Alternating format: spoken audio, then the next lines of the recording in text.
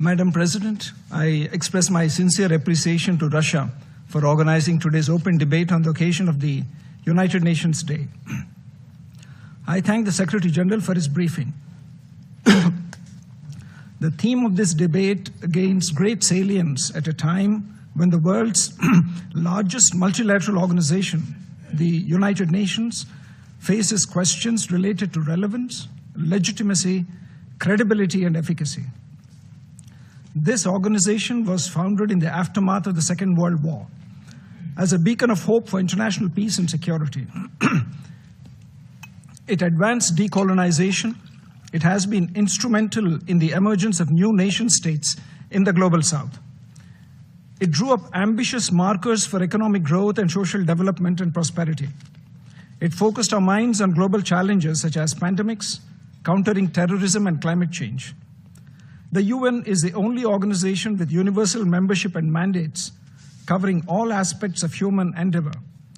In becoming all things for all people, it has, however, lost its unique identity and foundational focus.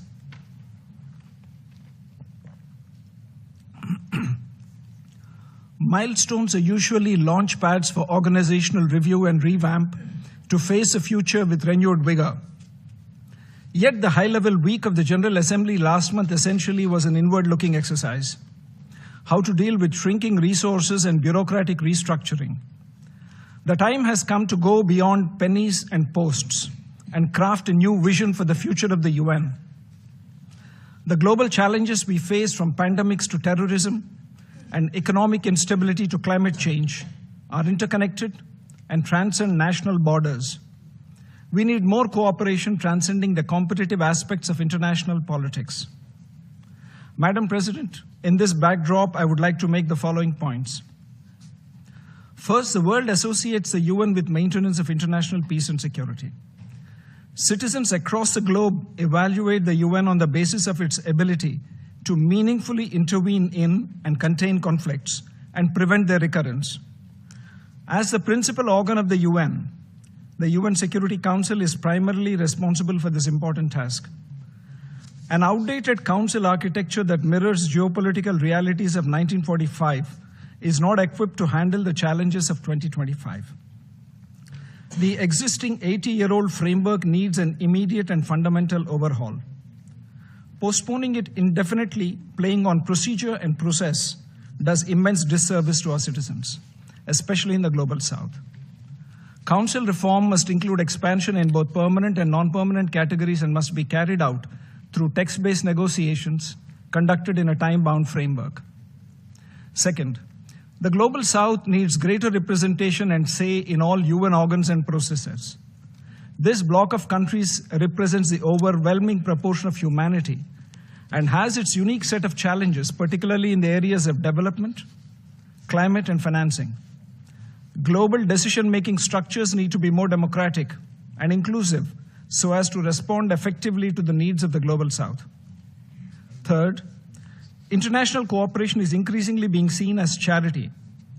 Well-being is increasingly being seen in narrow national terms, and prosperity is increasingly being ring-fenced amid shrinking access to resources and technologies that are necessary for growth and fulfilling the aspirations of citizens from the global south. An approach that doesn't perceive progress and prosperity in universal terms is neither sustainable nor tenable in moral terms and on a practical basis. Fourth, UN mechanisms must be more agile. For instance, UN peacekeepers are facing newer challenges every day. Meaningfully discharging their entire spectrum of responsibilities calls for realistic mandates that are based on inputs from troop contributing countries, providing resources commensurate with the mandate, infusion of technology, building of capacities, etc. Such reforms are warranted across UN organs and mechanisms. Fifth, UN80 must go beyond budget rationalization and streamlining of human resources. Structural adjustments of different UN bodies are welcome but not enough. UN80 must be far more ambitious in nature, aimed at realizing real comprehensive reforms of the UN and its principal organs, and positing a vision for the future. Sixth, The General Assembly is a principal, deliberative, and policy-making organ of the UN. The scope and potential of this democratic body needs to be fully leveraged as in the past. The GA needs to be revitalized in order to make it more effective and purposeful. It needs to have greater cooperation and coordination with other UN organs, particularly the Security Council. This would enable member states to realize the purposes and principles of the UN Charter by building upon synergies among different UN organs. Seventh, member states must rise beyond their narrow political considerations and realize that the UN is not a theater for divisive politics and parochial purposes. In a world fractured and fragmented along multiple fault lines, the United Nations as the largest multilateral body is the only vehicle that we possess to harness our collective energies for global public good. Let us not weaken it deliberately or allow it to wither, but nurture it purposefully and harvest its fruits for the good of humanity. Madam President, finally, I refer to the statement of the representative of Pakistan. Let me emphasize that the Union territory of Jammu and Kashmir has been, is, and will always be an integral and inalienable part of India. The people of Jammu and Kashmir exercise their fundamental rights in accordance with India's time-tested democratic traditions and constitutional framework. We, of course, know that these are concepts alien to Pakistan.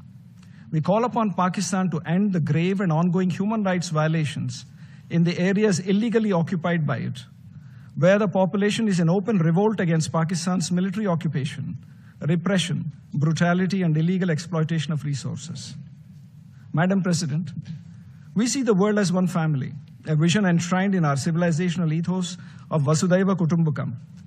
This is not only an outlook that anchors our worldview, but also the reason why India has consistently advocated for justice, dignity, opportunity, and prosperity for all societies and peoples. It's also the reason why India places its faith in multilateralism, international partnerships, and cooperation. India has always stood with our brothers and sisters from the global south and will continue to help with our expertise and long-standing experience across all domains. I urge all member states to come together and join hands towards realizing this vision for making the UN fit for purpose for the new era. I thank you, Madam President.